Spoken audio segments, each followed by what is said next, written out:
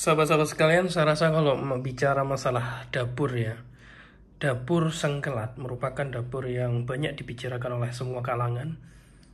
Jadi bukan hanya seorang pakeris-pakeris yang menceritakan hal-hal berkenaan dengan dapur Sengkelat ini, namun kata keris Sengkelat itu sudah menyebar di berbagai kalangan, baik itu maupun seorang pengusaha, kalangan pejabat-pejabat, dan juga para kalangan masyarakat bawah yang awam tentang perkerisan pun. Suatu ketika saya itu datang ke suatu desa yang memang dulunya termasuk suatu pemukiman yang dikenal dengan pemukiman Tlatah Mataram kuno. Jadi memang Nganjuk itu salah satu kawasan yang pernah didatangi oleh Empu Sindok yang merupakan Raja Mataram kuno waktu itu. Ini terbukti dengan adanya Candi Lor namanya, yang dibuat oleh Empu Sindok sebagai penghargaan kepada masyarakat Anjuk Ladang di waktu itu sebelum sekitar abad ke-8, teman-teman. Nah, keris Sengkelat, kembali lagi keris Sengkelat. Di waktu saya mendatangi daerah kawasan Nganjuk, daerah Ngluyu, kebanyakan mereka menyimpan pusaka-pusaka ya dari leluhur-leluhurnya. Dan ketika saya berbicara, bertamu, dan juga ngopi bareng, kadangkala memang berbicara basa-basi ngalor ngidul dan untuk menjalin silaturahmi. Ketika saya berbicara keris, maka yang terlontar pertama kalinya adalah keris Sengkelat.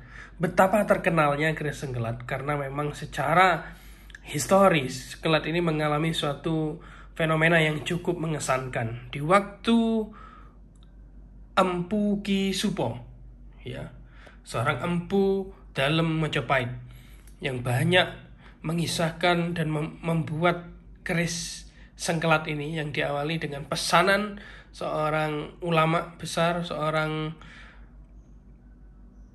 wali, yaitu Sunan Kalijogo, yang memesan langsung kepada Empu Ki Supo tersebut.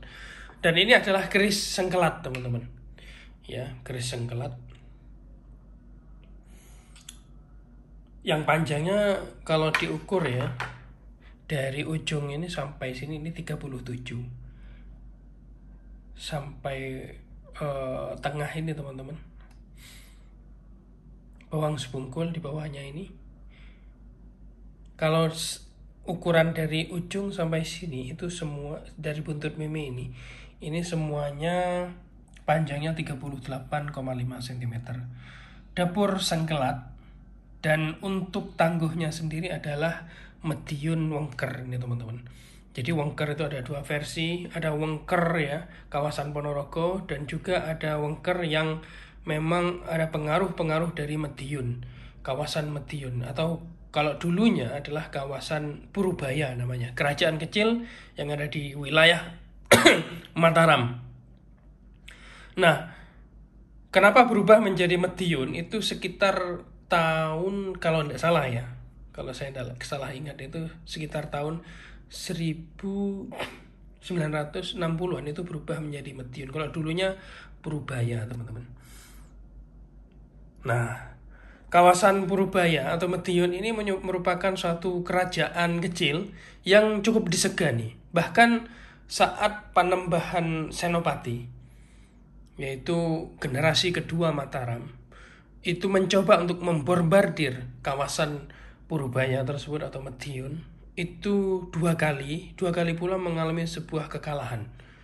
Begitu kuatnya daripada solidnya pertahanan dari Mediun atau Purubaya ini, karena memang ditengarai ada semacam kekuatan-kekuatan spiritual yang dimiliki oleh para prajuritnya, beserta juga kekuatan pusaka-pusakanya.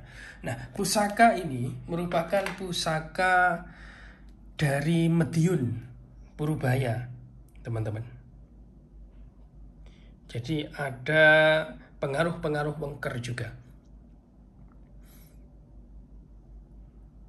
Panjangnya adalah 37 cm. Untuk pamornya sendiri, biasa orang Jawa menyebut dengan pamor Bendo Segodo. Nah, pamor Bendo Segodo ini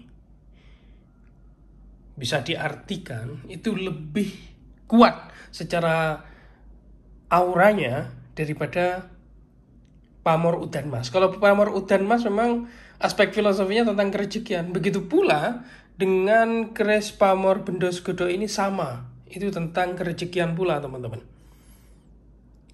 Namun dikatakan oleh para sesepuh pamor Bendo Segodo ini secara auranya, khasiatnya itu lebih kuat. Sama-sama tentang kerejekian namun lebih kuat Bendo Segodo. Nah, teman-teman sekalian, inilah pamor Bendo Segodo kalau di masyarakat Jawa Timur atau di daerah Jawa Madura biasa menyebut dengan pamor melati tumpuk seperti ini. Nah, dapur sengkelat pamor Bendo Segodo tangguh Purbaya Mediun.